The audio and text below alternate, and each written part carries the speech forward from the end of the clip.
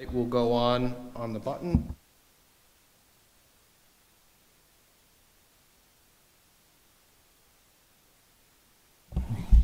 Okay, welcome to the August 28th meeting of the Historic District Commission in the town of South Kingstown. We have an agenda in front of us which starts with a call to order, which we're doing now, and followed by a roll call. I think we may talk about the minutes, although I don't remember seeing the minutes in the package. And then, John, you can see the agenda as well, but there's an opportunity at the end of this for us to talk about future agenda items, because I know that you come, like many people do, with different ideas as to things that you'd like to discuss. So at the end of the meeting, we'll put things on the docket for our future meetings. Okay? So roll call. John Desmond? Present.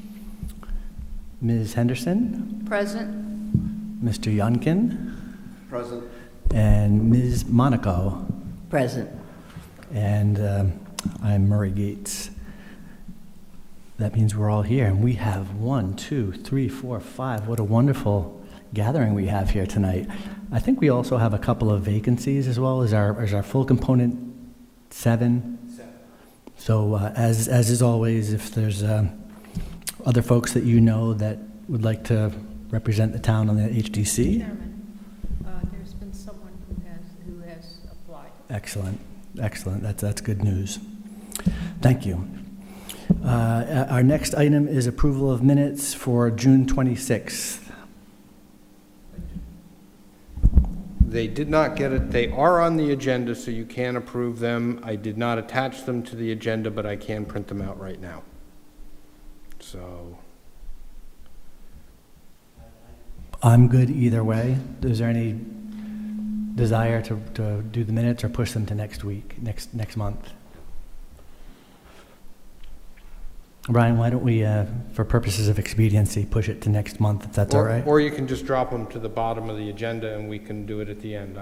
I'm printing them out right now. We'll see where how much progress we make as we get through the meeting. And then the next item here is correspondence and public comment. So I don't believe I attached any correspondence, so I don't have anything, but it does appear that we have a member of the public here. If there's something that she would like to speak on that's not on the agenda, she's welcome to do that. If she has something to speak on that is on the agenda, she can speak when it comes up. If you're not here to speak on anything, you don't have to. Okay, that brings us to old business, and we've got 2 items. The first one being the discussion of a potential stone wall protections ordinance. And then once we finish that, we'll talk about the possible coordination or the potential coordination with the Affordable Housing Commission. So you may have received within the packet a link to a document with a draft ordinance. And to give some previous background to what we had discussed on this topic, we had a document which I had drafted with some ordinances that come from other communities, specifically Lincoln, Portsmouth, and Smithfield, I think, as well as an indication as to the legislation that's already existing within the state law. And the next step was for me, I took the action item to draft a proposed ordinance for the town of South Kingstown. So what we want to do tonight is to review and discuss that draft ordinance, and then perhaps we can get to a point where we can approve something as a proposal to the town council. So I'll open it up for anybody that's had an opportunity to review that and make any comments.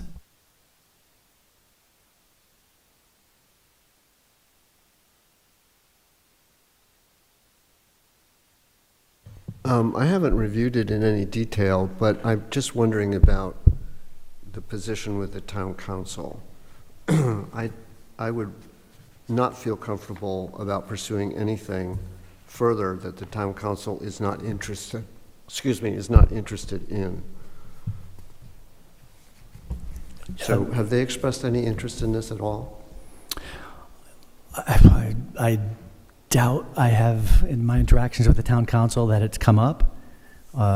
If it's historic district or if it's historic preservation in nature, I don't normally hear anything that's really a resounding approval from this town council. I also agree with you, Rich, that I think it's more who's bringing the message than it is the message itself. So my thought was that we continue our conversations with the planning board, and that the planning board bring this to the town council, because I think it really is a question of who's delivering the message. I'd agree with you. That's good. And I did talk with Chairwoman Mack earlier today, and she would be okay with that approach. Brian, I know the last time we spoke on this topic, you had thought that perhaps the HDC bringing something to the town council would be an appropriate channel. Could we modify that slightly and put it on the agenda for the planning board for them to consider? So any proposed change to the zoning ordinance, which is what you're proposing, will have to go through the planning board at some point in time. They can start at the council, either on their own initiative or by a public request, and be referred to the planning board, and then come back to the council with the planning board's advisory recommendation. Or in some instances, they start with the planning board and then are moved forward to the council with an advisory recommendation. So either way is an appropriate way of proposing a zoning ordinance change. Okay, so if we have a proposal for how this proposed ordinance, this draft ordinance, makes it through the process, namely by going to the planning board, and then if the planning board feels so inclined, having them introduce it to the town council, then I guess it's a question of us looking at the ordinance first, so that when we go to the planning board, we've got a consensus on what that draft should look like.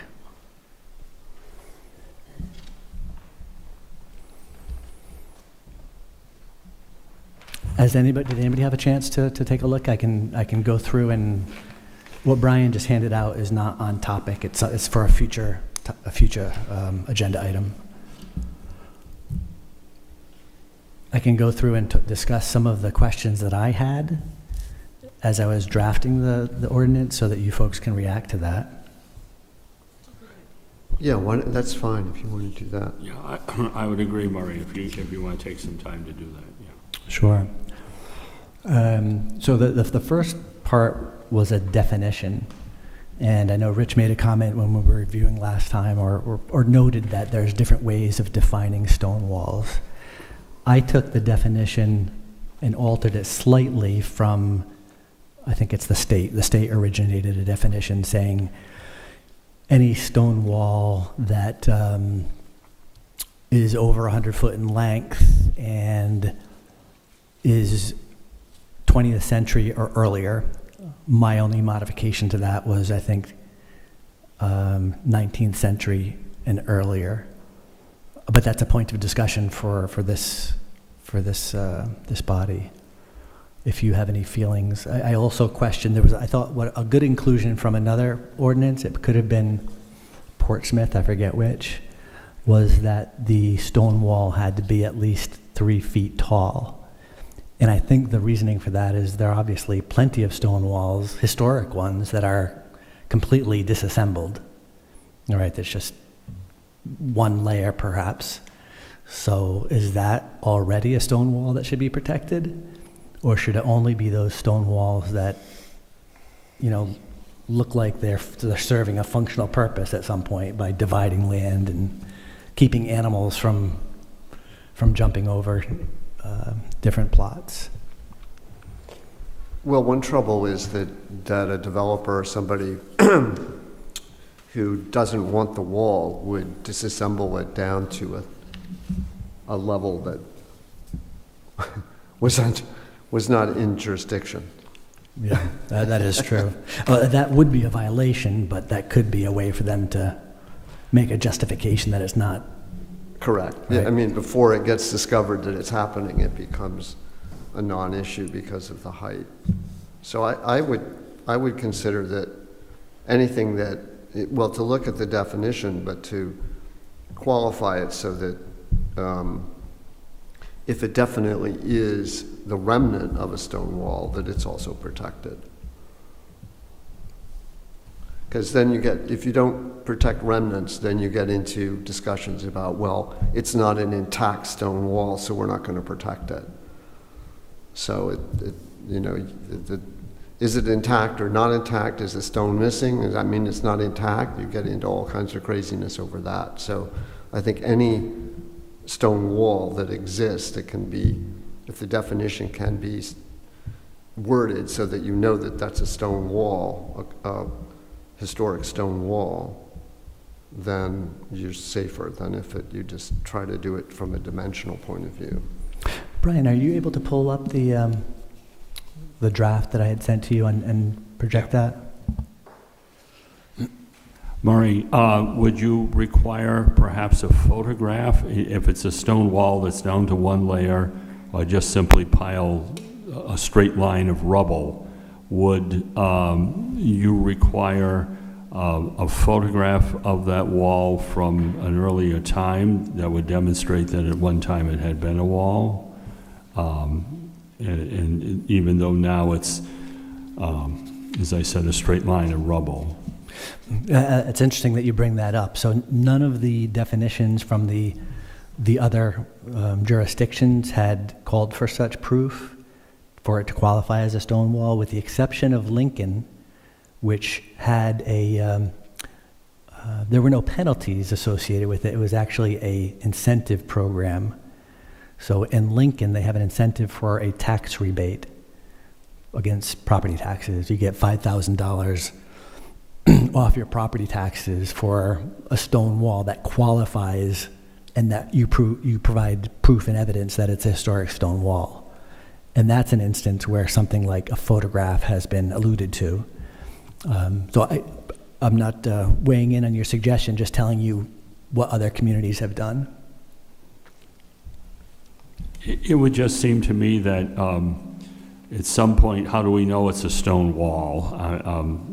Unless we have a strict definition for, as you said, the bottom, the straight line, and just a little bit of stone there. But if someone can say, well, here's a photograph from as early as 2 years ago, and when it was a going concern as a stone wall, and that would be it would seem to me that could be one way to qualify a broken down stone wall. Can I say something about that? I think, Sorry, we might need to do a little tag on the power here. mine is on. Okay, you're good now. I think the reverberation is gone. Yeah, okay, and I think one thing I like is what the state, if the state does it, it's kind of like, oh, the state did that. I like that. I also like the idea, although I don't think it would be well accepted, of giving a rebate, sort of like the power. If you do this, you get solar. That's really a nice positive incentive to the public, maybe not the people who are assessing taxes. The other thing is, how do you assess what, and you know this and I don't, how do you know what 1800s or 1900s stone wall is? Do we have, you all probably know this, but how do we define that? How do we put that out so the layperson, I own a house, I got a stone wall, how do I, what do I know? Well, there are there are books that have been published about New England stone walls and what their character is and how to distinguish them. So I think there's you're not steering in the dark on this. I think there are examples of what different types of walls are and what walls were made to enclose different types of agricultural fields, whether animals were being enclosed or whether it was a crop field. There's information about how the walls were actually built, the agricultural walls, but we also have walls that are estate walls and walls that were built for different purposes. So those probably all have to be somehow included in the definition. And there should probably be more information available about how the walls, particular walls, were built. There have dry laid walls, there are mortared walls, there are round stone walls, there are flat stone walls, or walls that are particular to South County and this part of Rhode Island that are different than the walls, stone walls in Portsmouth and Aquidneck Island. So there's a lot here to be digested in terms of what a stone wall is and how deep they go. They're not laid flat on the ground. They dug a trench and they have footings. They go down sometimes 3 feet into the ground. So what you see on the top of the ground might be 1 stone high, but it might be 2 feet underground. They're battered stone walls, walls that are used for retaining walls. They're walls that are 2 walls thick or 2 widths, 2 stones thick or 3 stones thick. And there are walls that are just 1 stone thick. They're lace walls. I mean, it's really quite a catalog of what we have for walls. And I think one of the primary things that they seem to all share is that they generally run in a straight line and not in circles or in zigzags or all over the map. They generally have there's a straight line at some point. Maybe not an exact corner perpendicular walls, but generally they run in a straight line as far as I know. Unless they're retaining walls on a garden wall might run in a circle or a curve. Do walls from the colonial era still exist? There's a great debate among scholars. I don't know if it's a debate or not, but they say that in the colonial period, in the pre-revolutionary period, which is the colonial period, there were far fewer walls. That many of our walls are early 19th century walls, were built in the early 1800s. And so there's a great debate about that because we don't really know who built these walls. Were they built by slaves or were they built by freemen? Were they built by small farmers as part of their land cultivation and clearance practice, which went on every year? You heard about the stones that are like potatoes that come up out of the land every season and they have to be removed as part of the wall making process. But that there was a story about the Native Americans, the Narragansetts who built walls. Did they build colonial walls? Did they build were there any walls when the Narragansetts were truly the population of this area, before the white man came? There's a lot of scholarship, I believe, that indicates that no, they didn't really consider land to be something you possess or define that way. But the Narragansetts certainly have gotten into the wall building in the 19th century and the 20th century, and we have some very artistic Narragansett walls that have been documented. Narragansett, as I say, made by members of the tribe, very skilled members of the tribe. So those could be considered art walls in some cases, and they've been documented in some cases in South Kingstown and photographed. So they should, I think, as art pieces, they may also be, one might be interested in protecting those. To Sharon's original question about how do you determine if it's a historic stone wall. Lincoln has 7 or 8 different criteria or ways of determining whether or not it's historic. It's on page, I can't tell. It could be recorded in a deed, it could be part of a title, it could be construction dates actually inscribed in the stones, included in diaries or personal testimony. The stone wall is associated with a historic structure, contiguous with a historic cemetery, coverage of dry lichen over a major portion of the stone wall. So again, Lincoln being the community that uses these in order to determine whether or not they're eligible for a tax rebate. That's great. And ultimately, I guess it's either the building official or the planning board, depending on what venue the owner of the stone wall is being questioned about the stone wall, who will be the final arbiters, right? If it's a building official, if there's a complaint that a stone wall was removed, for example, in violation of the ordinance, then that would ultimately come in from the building inspector. If there's a project that's in front of the planning board, then I suppose the planning board would have to determine whether or not it's a historic structure and ask these questions. What I like about this is sometimes there's a lot of negative goes around about preservation and how it's approached, and it's like the hammer and the authority. And what I like about this is so positive. It's like if you want to preserve a wall, it's not like the police are going out and catching someone who actually, destroyed a wall. What you're doing is you're positively helping someone who would like to get a tax incentive to get a wall. I think it's a great idea. Well, we can certainly introduce it as an opportunity to the planning board for their consideration if they feel likewise. I don't know how open the town council would be towards a tax rebate. And it would be very easy, I think, to do an assessment, a projection of how much the town would conceivably have to give up were there such an ordinance, were there such a carrot, if you will, because we know you can assume how many stone walls there are and how many properties would be affected.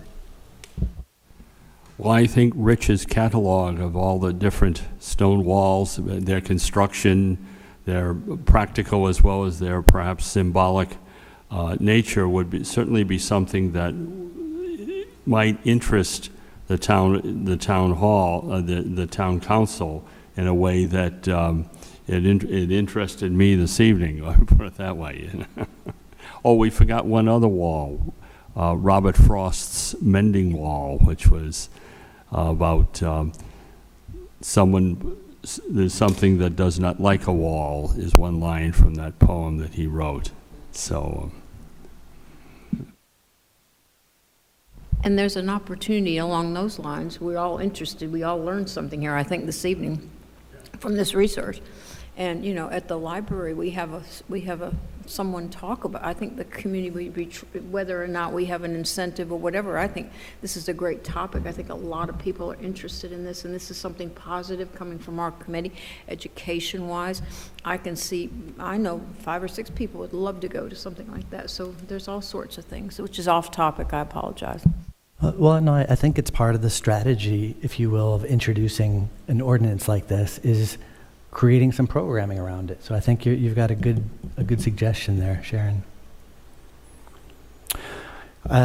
Going through some of the other questions that I had as I was drafting this item, there was a punishment.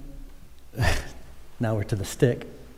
There is a punishment for violation of the ordinance in different communities. One was $100, one was $500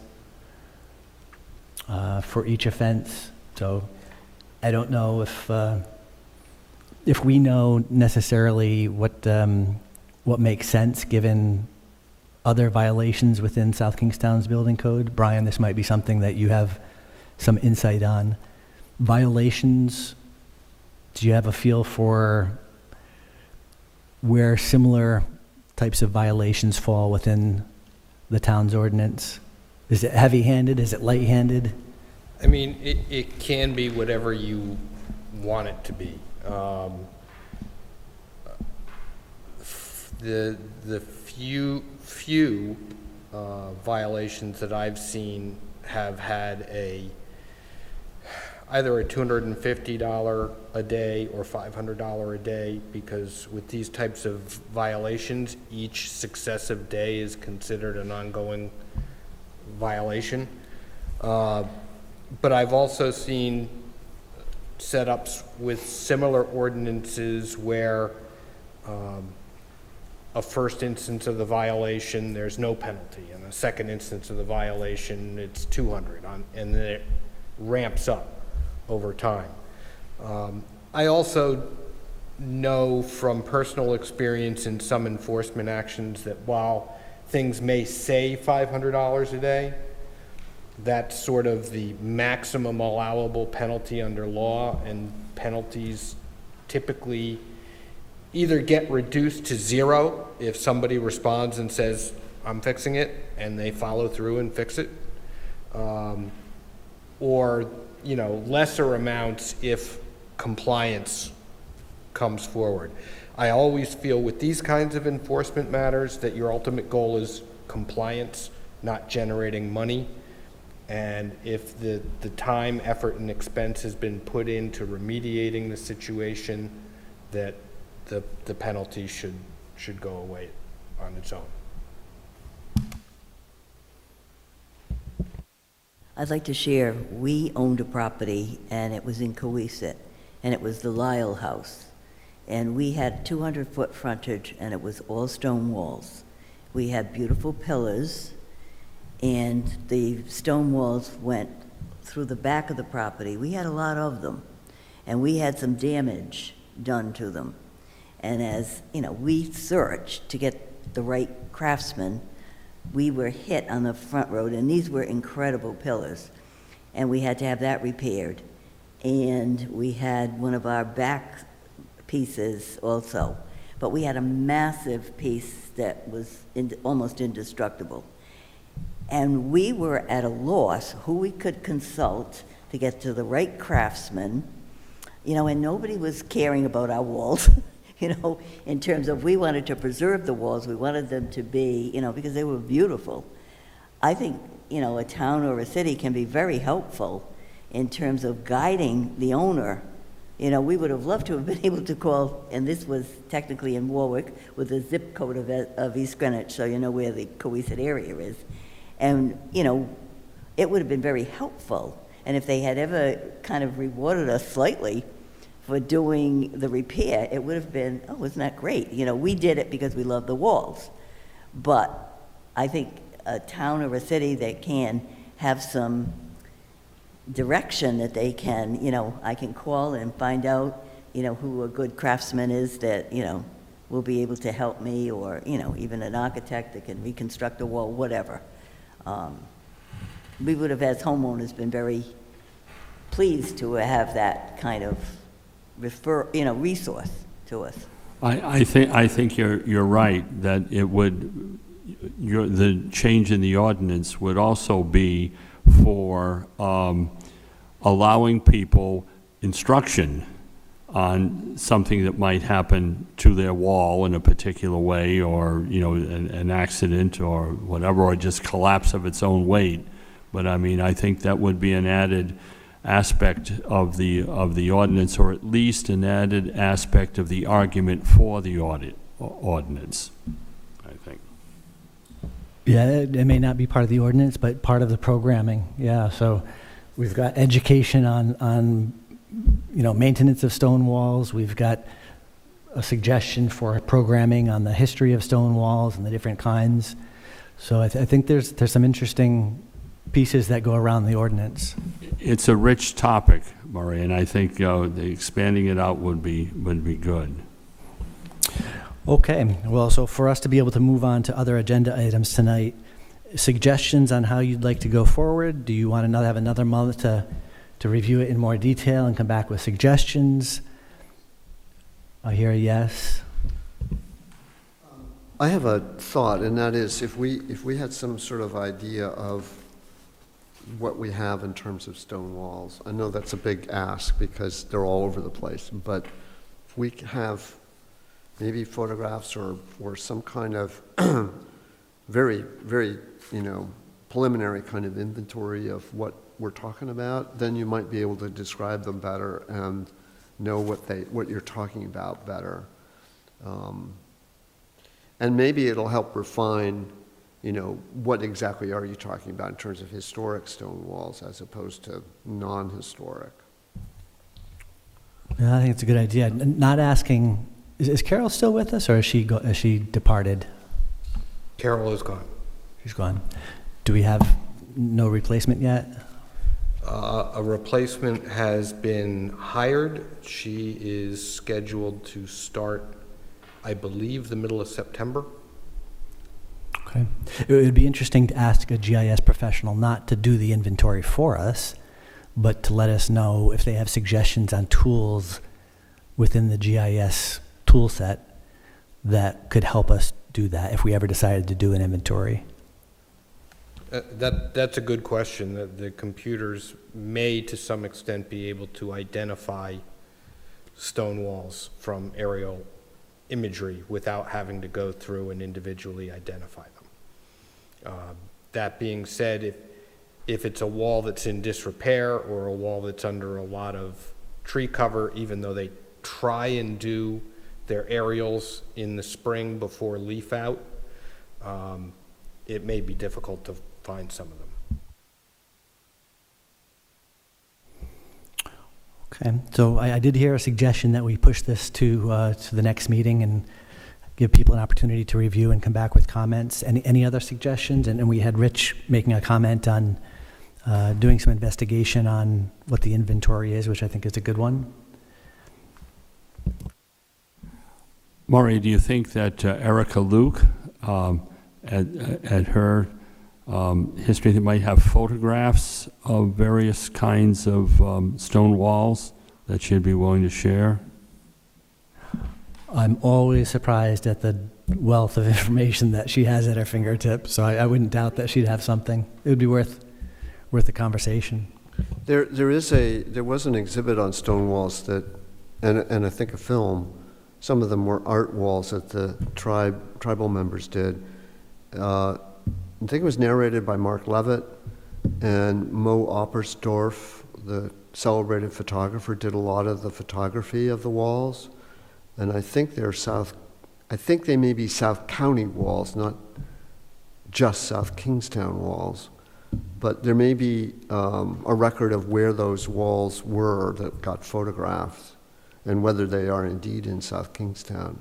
I know of one in particular that strikes me that was on a farm. And the other thing that we may be able to do with the GIS is really zero in on where the cluster of these walls is, where the walls are most visible, maybe not in the woodland areas, but in the former farm fields. And like Matunik's walls are really in-your-face walls, right?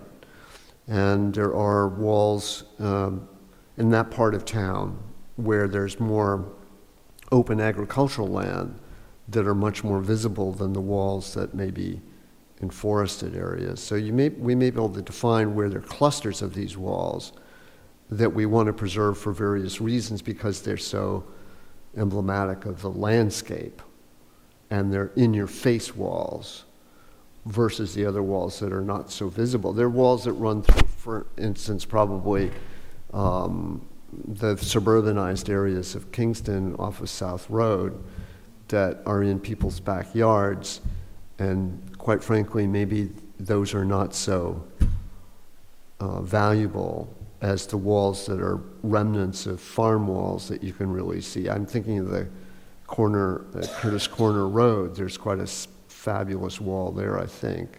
Or maybe it's just a fence, I don't know. But it's like, where are the walls that really stand out and you can defend as wanting to preserve versus the ones that are hidden in the forests? I don't know, maybe it's something to think about.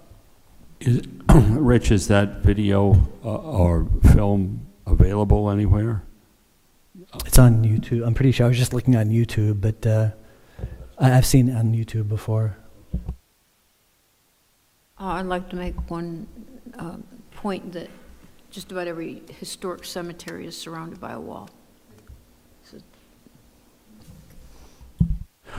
Okay, if there's no other conversation here, we'll continue this to our next meeting.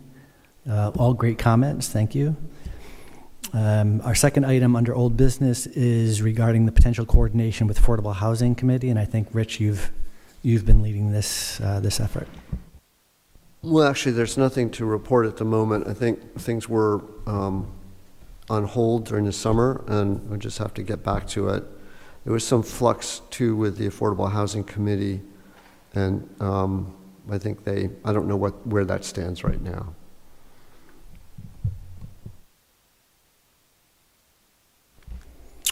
Okay, any questions on that item? If not, we'll move on to the next area, which is new business. And I might propose, I think this requires a motion, just a rejiggering of our agenda here, because we do have a guest in the audience who's interested, I think, in at least one of these topics. Could I make a motion that we move the discussion on the Matunic Beach Historic Resource Survey to the first new business item? I second that. Any discussion? All in favor? Aye. Aye. Motion carries. Okay, so under new business, our first item is the presentation of the Matunic Beach Historic Resource Survey. I understand that it was well attended. I wasn't able to attend, but it looked like it had a pretty good crowd there. I don't know if Richard wants to comment or any of the other members who were there, but I thought it was very well attended, and I thought the people there were very engaged. There were lots of questions at the end, and it made me feel good that this was a project that may have some legs in helping to get people interested in Matunic and preserving some of the history down there. Well, I felt it was really great, too, and Bettina was there, and It was excellent. the thing that struck me, though, was that we talked about this a little at the end, we need to be very careful about the nature of historic district, what we're talking about in terms of an historic district, not the geographic element, but whether it's a National Register historic district, or it's a local zoning district, or it's a combination. It's the two of them together. I think the survey was all about National Register listed historic districts, not about local zoning districts. So I think what we might want to do is talk about the National Register districts first and be careful about the crossover. I don't believe this town council is interested in, I don't want to speak for them, they have to speak for themselves, but my thought is that they may not be as interested in local zoning districts like our Kingston district is. However, if the community was really well-versed in both of these things, that's the Matunic community, and they could decide if they wanted National Register or the local zoning, they would be the ones who would lead us in any discussions. We can give them all the information we have, which would be very beneficial to them. But I think in either case, it's really going to be the community's choice. Well, that might be a good segue into inviting our guest to join us here. If you'd like to participate, we've got a seat with a microphone next to it. It would be interesting to get your perspective as a member of the community that owns a historic resource. Just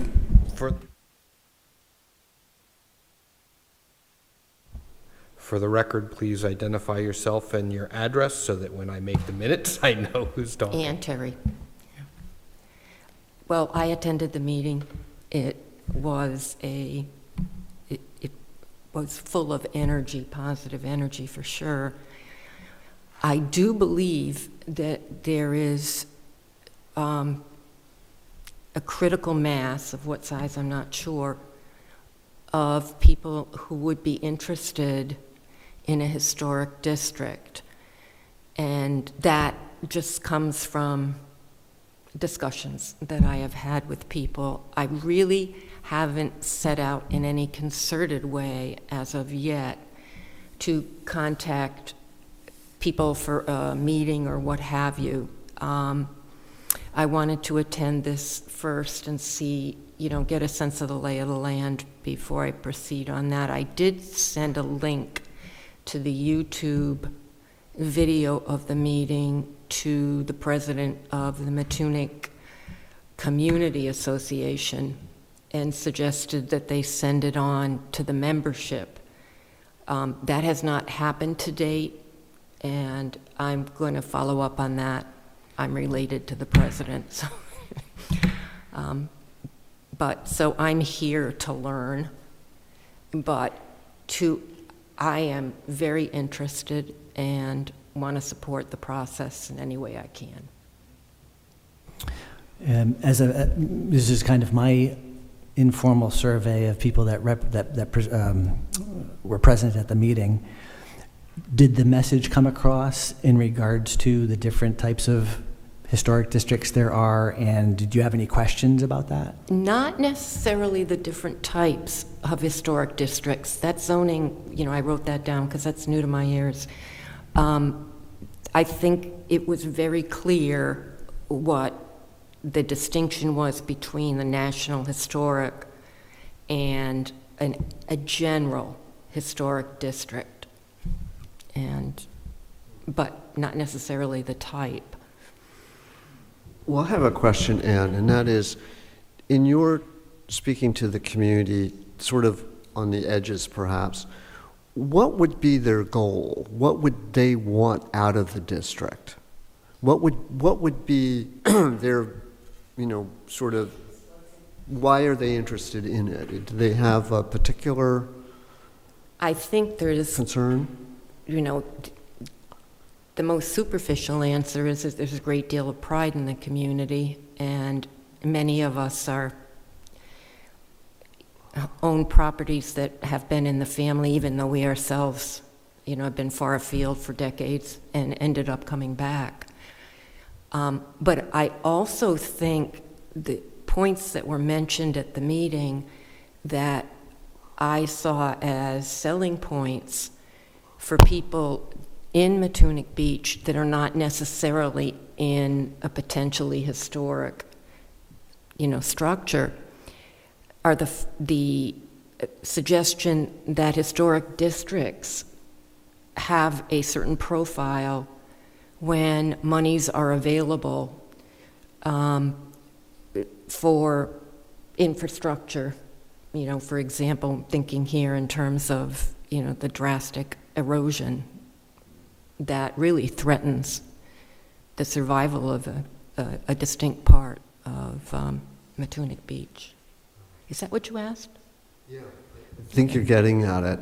So when we presented, or when Brent Runyon, who did the marvelous presentation, I think he was able to say that the National Register listing does allow for some relief in terms of the flood code, and also would attract attention in terms of federal grant money to try to preserve the place. It all of a sudden has, against erosion and all these other things, status, yeah. it has a certain status that brings it up on a little bit higher level than if it didn't have that status in terms of attention and grant seeking and all the other things that go with that. So what I'm hearing is that maybe that is one of the driving forces, because it's an immediate concern, and that having these incentives available for homeowners who have National Register listed properties to be able to begin to think about resiliency, but in a way that's sensitive to the architecture of their cottage or their house, So it can be done in such a way that they don't ruin, or the actual thing they're in love with isn't ruined, because it can be done in a sensitive way through the codes and still achieve all of what can be done in terms of resiliency and flood insurance and the whole sort of regulatory aspect of things. It gets those exemptions, for instance. So that would mean to me that there may be a National Register interest, National Register of Historic Places first. And I did hear some comments from some owners after the meeting about development occurring in the area, and some of which is out of scale or is harmful to the historical nature of the district. And that's always something to be concerned about with National Register listing, because National Register listing provides those incentives, but there's no real regulatory control over individual homeowners doing what they want to do with their houses or buildings. So there can be demolitions, there can be changes, new buildings built, and those changes can affect the nature of the district. So that's all part of the sort of discernment that you would go through to really understand what the differences are between those and what you really want to have, what level of status, what level of protection that you want to have. It's not that you can't have both, it's just that you sort of have to zero in on. Are you talking now about the type of historic district? Yeah. Okay. And usually the National Register district, the status is the first thing you want to have, because it gives you the status to have the other thing, the other type of district, if you want it. So usually people start out with the National Register listing itself. Of individual, homes. Yeah, so, well, and they can do districts, or they can do individual homes, Oh, okay, too. okay. I thought I remembered Sarah, I forget her last name, who spoke, mentioning that if there were the larger the critical mass of buildings that were on the register, the stronger the case might be for a historic district, but maybe I had it backwards. Yeah, that's not necessarily the way that works. It does matter if you have, for a district, if you have a number of buildings that are individually listed or eligible as individually for individual listing. That just gives it a higher kind of status and more, I guess, there's more architectural fabric there but it's not necessarily true. And you already have the Admiral Dewey Inn that's listed individually. So you already do have some of that going for you for the Matunic Park area itself. There are some other individually eligible properties. If you did more than just the park, if you did the other residential areas that go to Matunic Point and Prospect Street, I think it's called, and those other areas that Brent talked about. So, and certainly the Brownings Beach area already has a Theater by the Sea and Brownings Beach itself. So it's a question then of kind of zeroing in on which neighborhood, which part of that, because I think Brent talked about 3 or 4 different areas. There were 2, but one of them incorporated, it looked like he had drawn 3 circles and then, turned them into a trilobe. But when he presented it as 2 districts. I think the easiest for me to canvass or to work with would be the Park District, which is where I live. Yeah, that's really understandable and probably good. So if you wanted to move on for a National Register listing, certainly having the information that Brent has about the individual houses. There's the survey included survey forms on individual houses that he looked at, and the maps that he had, which are all here. Brent, that was a study commissioned by the commission, the Historic District Commission. So Brian has all that material now, and so does the State Historical Preservation Commission.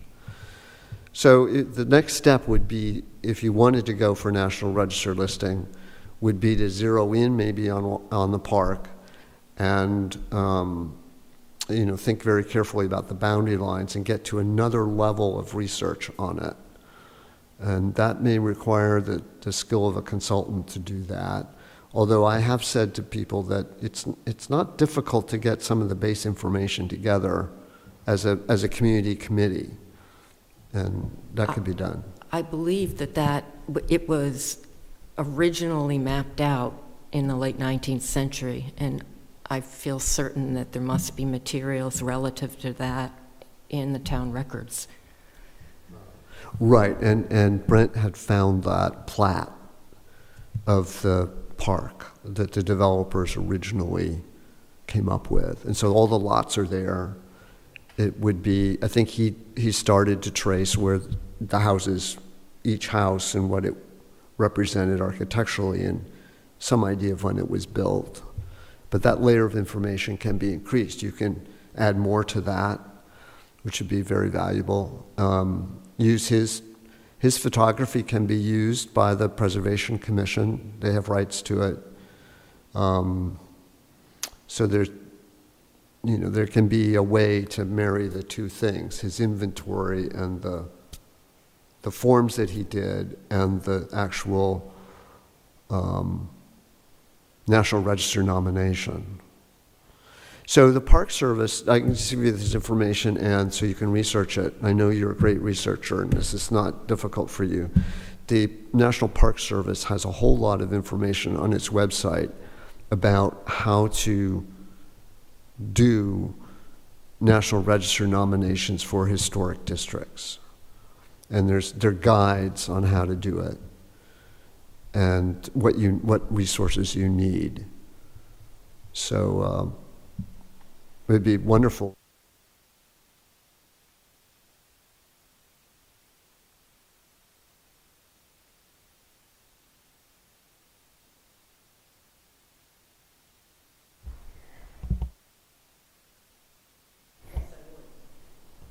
While he's getting his speaker set, remembering that, yes, there are private consultants, but we would continue to be a resource for you at the HDC, because that's part of our role is to help community-driven projects like this one to come to fruition. And exactly how we get involved, and Rich would have more experience than I do in this, as opposed to a consultant.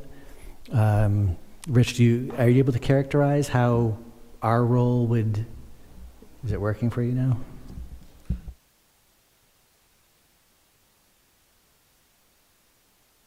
You can use this one if you'd like.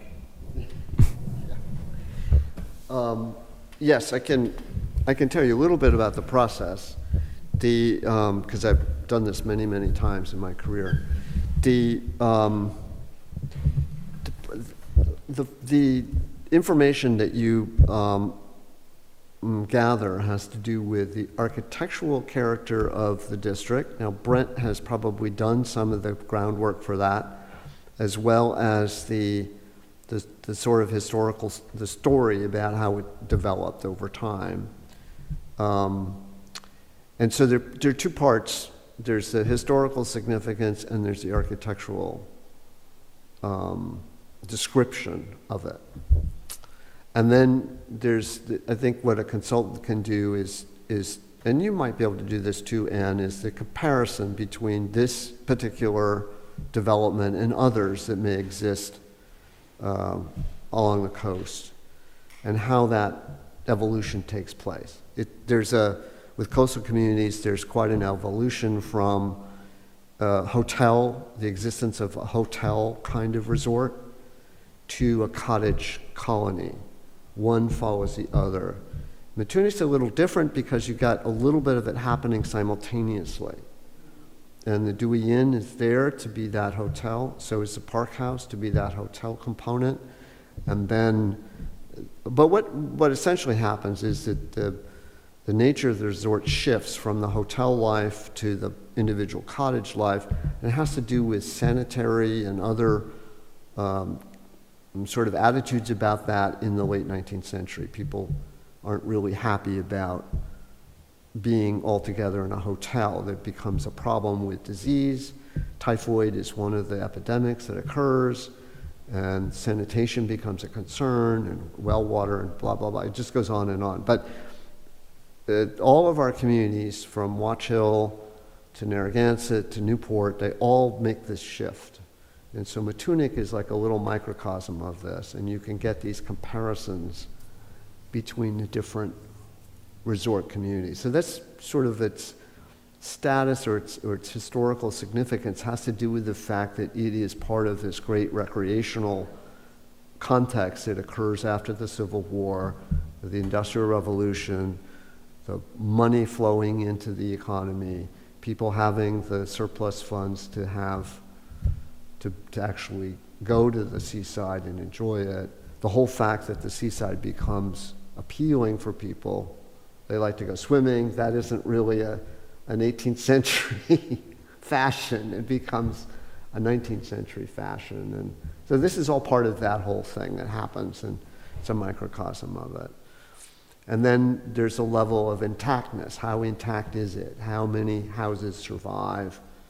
Is the architecture, as you described with your cottage, things have gone through renovations, but have been done sensitively, so there's a lot of intact. And Brent talks about that in his report. So that qualifies it: intactness, integrity, significance, architectural style. That may be something else that you want to get involved in. It's mostly shingle style, turn of the century. Bungalows come in.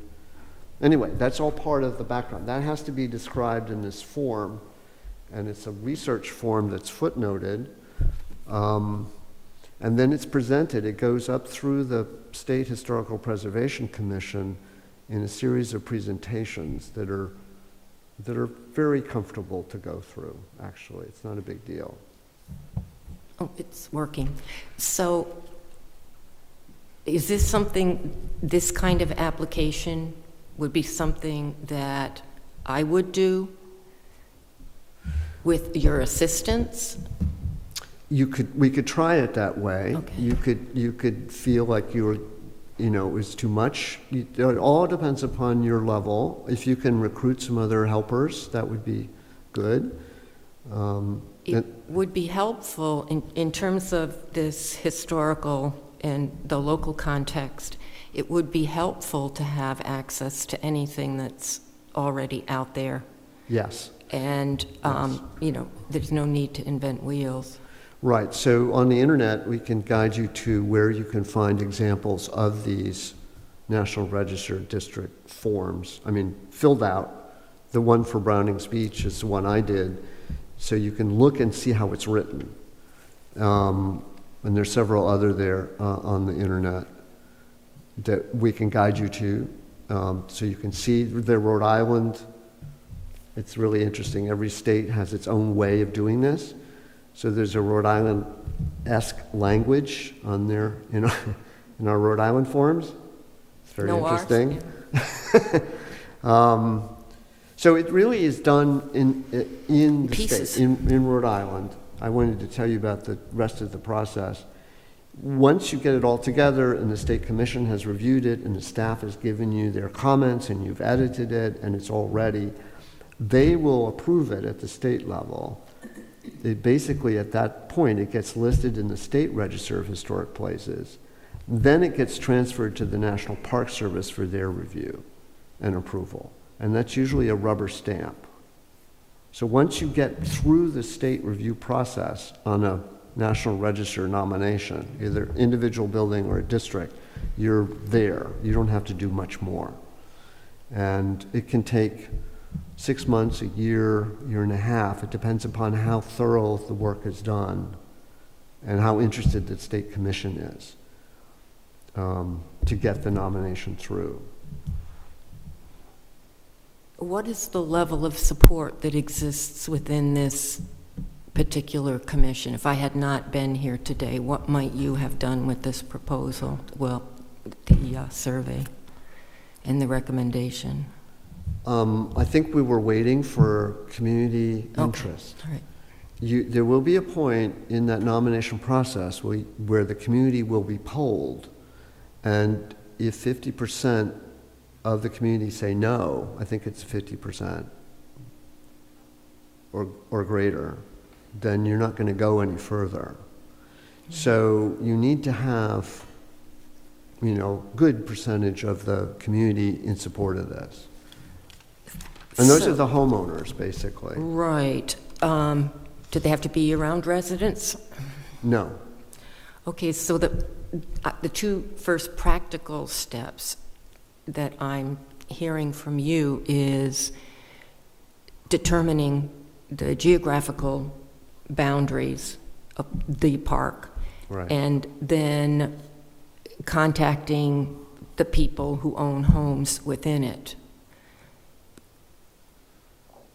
Right, and it can be a little catch-22 because they may need more information to be able to make that decision. Right, of but whether they I'm wanna go talking about forward. an informal Yeah, sense of how much support there is. right. Obviously, Right. for something formal, it would be different. Usually when you take that direction, which is very good, I think, you need to have a lot of backup information in your head or amongst the people that you're working with to be able to tell them what it really is all about. Not necessarily the history of it, Right. but what the National Register would mean for them. And I think we tried to describe that at the meeting, but you may feel that you need more information about the National Register and its pros and cons. Would that necessarily be a good place for us to, so Anne's hearing about this for the first or second time, for her to help educate her community might be a little bit difficult. Could we arrange something whereby Rich, somebody like yourself that has more information, might be able to provide, or invite them here to a session like this, where we can provide this expertise and you don't have to recall what the steps are, for example? Yes, Can I say something about that? Please. I've been trying, I attended the meeting, it was electric. It was the most, it's pretty intense. it was very intense, and it was an interest level I've never seen for historic in this town. Okay, so I think exactly what Murray just said, this is an education piece that needs to go to even though people went once, I thought what Brian said was great. I remember, you can do anything you want to. I said, no, you can't set off dynamite. But I'm just saying that we talk about education. This board needs to play a role, I think, in educating that group of people who seem to be like sponges wanting to find out about this. And there's a few experts, not me, but there are experts on this panel that possibly could help. We all could help. So I'm getting a hum. That's pretty bad. That's me. So yeah, that would be something to be interested in, and I think having it in the community is always helpful rather than getting people to come here to town hall. I actually suggested to the Matunic Community Association that they bring in one of you or more for a lecture, and now that I see there's interest in that, Yeah. I'll push a little further on that and see what happens.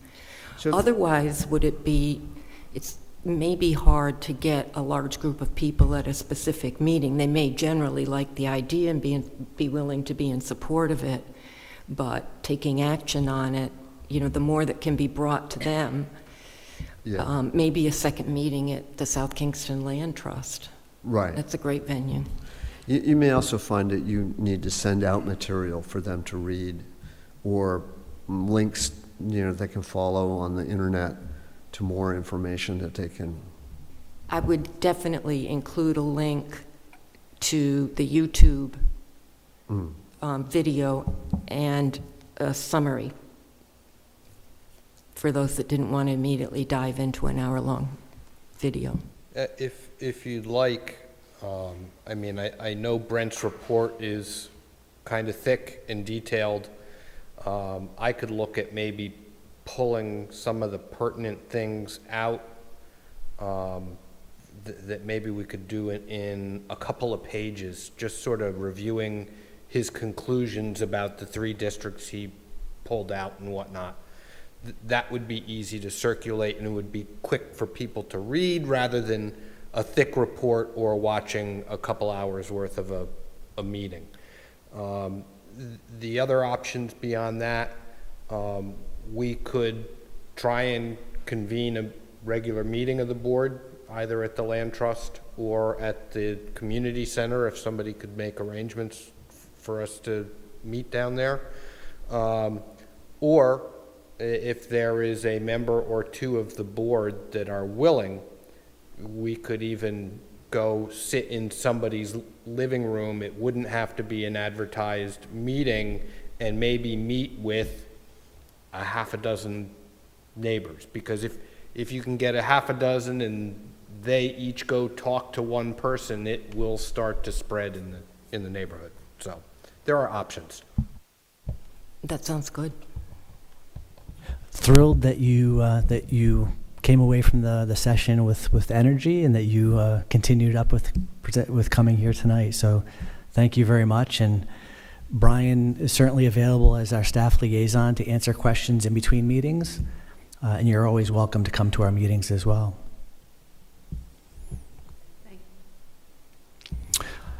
Is there anything else on the topic of the Patuxent Beach Historic Resource Survey? Okay. Once again, Ann, thank you for attending tonight. Going back to our original first item here, the discussion on the Route 138 improvements and the potential impact to the Kingston Historic District. I think there was some correspondence that Brian included in the packet in regard to this item. I didn't include it in the packet. That's why, did it make it in the packet? I read something, yeah. Okay. Yep. So I did send a letter out to HPHC. I apologize, Richard, I got it out later than I intended. However, I have gotten a response from Elizabeth Totten today or yesterday saying that they were going to treat it as an access to public records request and send us information. If there's anything you guys can do to refine the request in terms of specific documents that you're looking for, I know as somebody who responds to ARPA requests, it makes it a lot easier if the request is as focused as possible, so.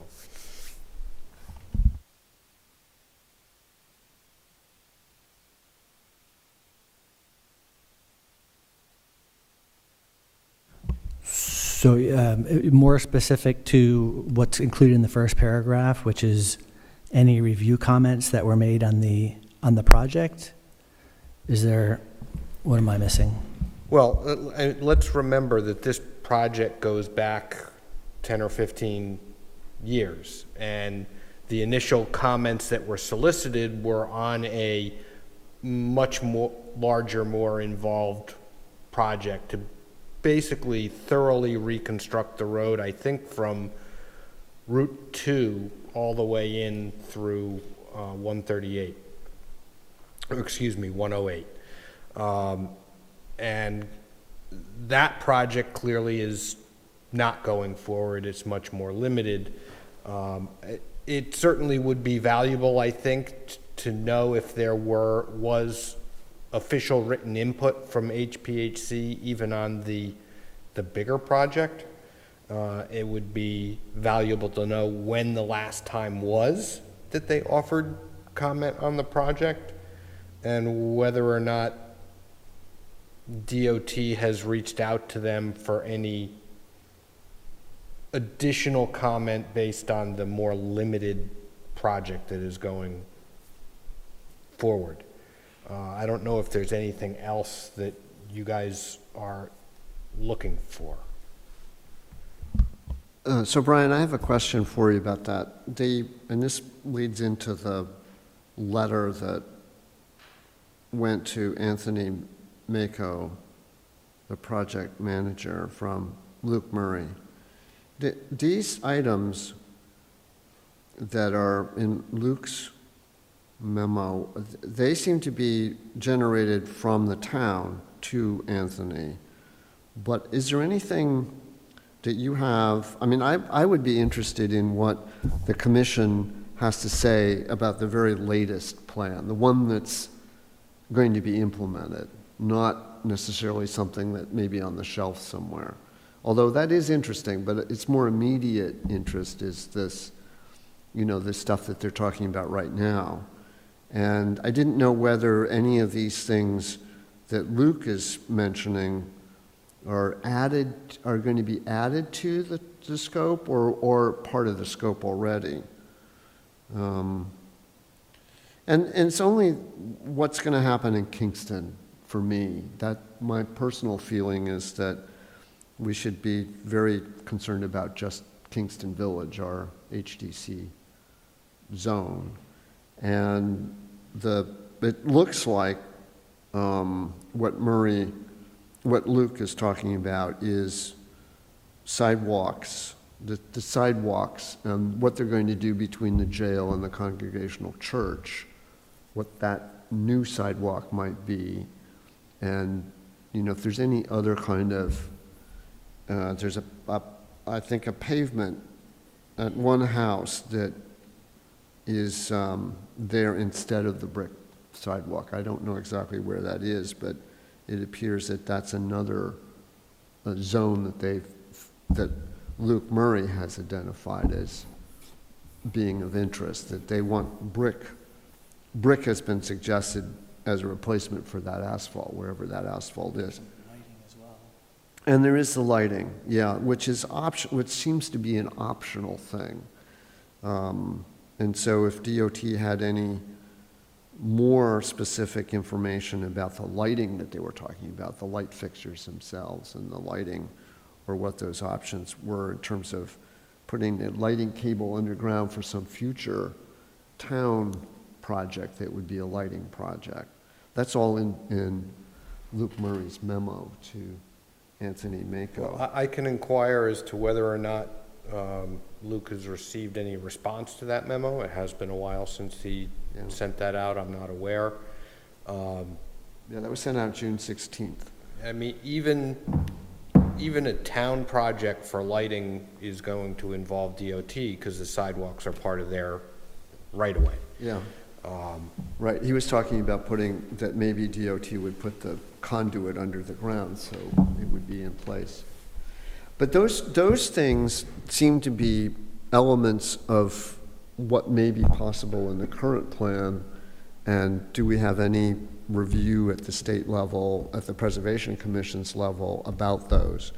They all sound rather innocuous, that they would be complementary, that there's nothing in this that I see as a red flag. But we would certainly want to have our comments in sync with the Preservation Commission's comments, and not to go off on some tangent that they don't have an issue with. That's just my own feeling about it. It seems to me that if we could it seems like it's a very plain Jane repave that they're talking about. And these things are extra that Luke has mentioned. I agree. I think Luke, to his credit, is trying to look a little bit into the future. Anytime, whether it's the town or the state, anytime somebody comes through and redoes the road, the last thing they want to do is see it cut up a year later. So asking for anything that can be done in that right-of-way now is certainly beneficial. And who knows, maybe they have some interest in helping us out there. I understand that the town manager has a very good relationship with the DOT director, and that may be helpful as well.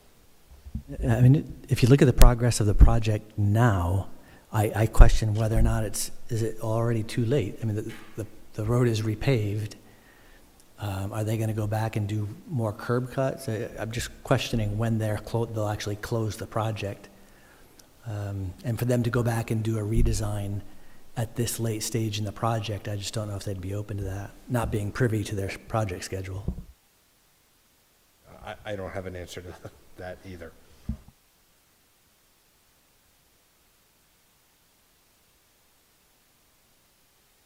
Okay, any other discussion on the Route 138 project? Hearing none, then it looks like our one of the next items here is the review of laws and ordinances for the HDC. We've got, I think, 3 members over the last few months who have joined the HDC, which I am very grateful for.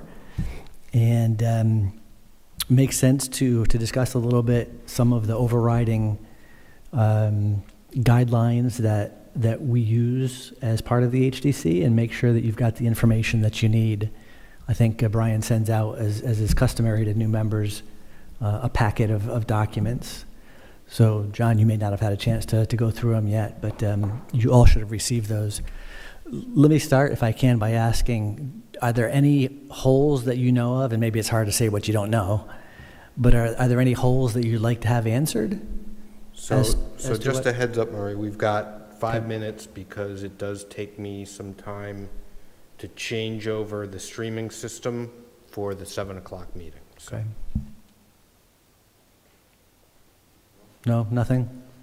Bettina, you feel pretty comfortable with the information that you've been given? Okay.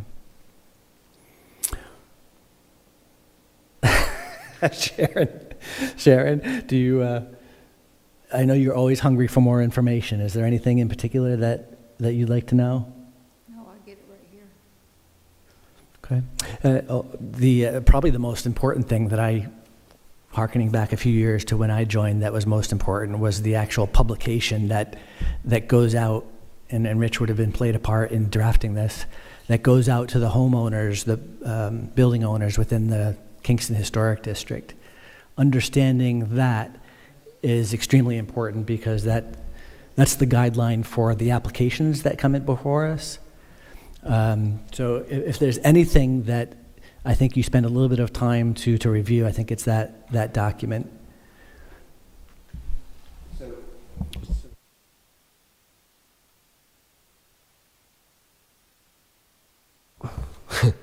So to add one thing that Murray is saying is that when we review a project that's a bona fide design project in the Kingston Village that's up for a certificate of appropriateness, we need to cite the actual guideline that we're using in here. So it's an easy thing to do because they're all numbered.